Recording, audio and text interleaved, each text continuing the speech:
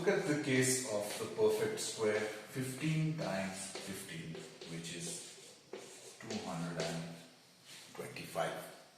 We know that this is a perfect square.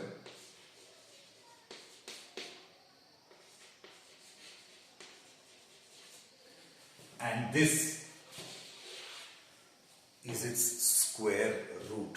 This is called its square root. Okay, and it is the square root of 225 is 15. So what is a square root? Try to understand this. The square root of a number, the square root of a number is another number. The square root of a number is another number which when multiplied by itself, gives back the original number. It's a complex way of saying something, that the square root of 225 is such a number which when multiplied by itself gives us back 225.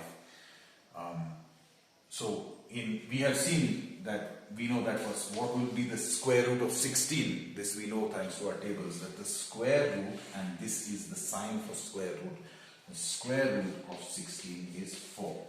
Why?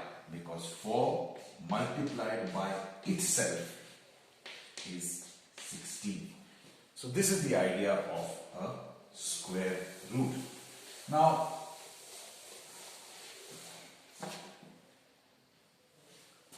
let's take the case of, square roots are not only for perfect squares. Let's take the case of 2.5 times 2.5.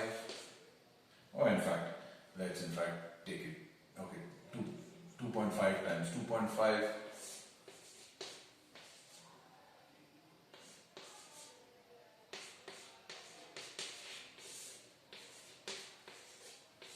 Yeah, so 62.5.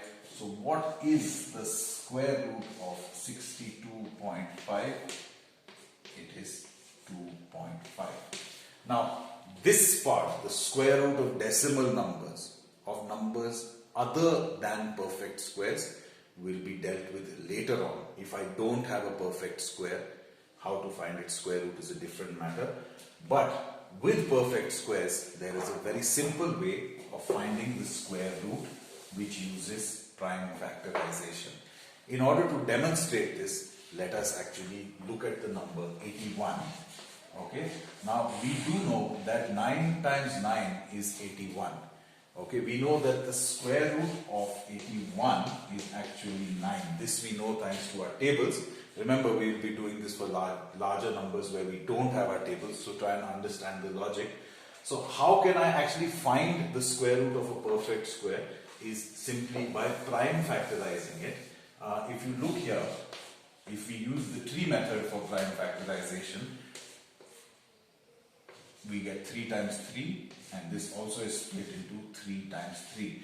Basically what we are saying is we have this pair of prime factors and this pair of prime factors. So let's look. As long as the prime factors are paired, we find that we can find the square root of a number. Let's try and find the square root of 36. So let's go in, use the ladder method. 2 18s are 36, 2 9s, 3 3s, and 3 1s. So we say 36 equals 2 into 2 into 3 into 3. Now, this is one pair and this is another pair. So we take a 2 from here and multiply it by a 3 from here. What we get is 6 is the square root of 36. Now, how did I get this 6? Because this is a pair, so take any one of them. This is another pair, take any one of them, and the result is 6. You will find that if you take, this is the We took the first of a pair. If you were to take the second of a pair, you get another 6, and 6 6 are 36. Quite simply, this is the logic. Let's look at another number. Let's look at the number 72. Let's do the same thing. So 2 times 36, 2 times 18, 2 times 9, 3 times 3, 3 times 1. So this is, we say we have 72 equals 2 into 2 into 3 into 3, whoops,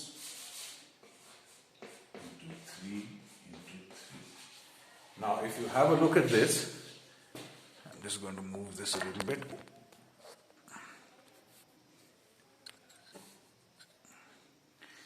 So these are paired, but this is unpaired. This is unpaired. That means this cannot form a perfect. This is not a perfect square because we cannot actually divide these factors into 2 equal sets. So these are in fact not, this is not a perfect square, okay, and it does not have a whole number square root. It does have a square root. That square root is not a whole number, so we can't do it simply by prime factorization.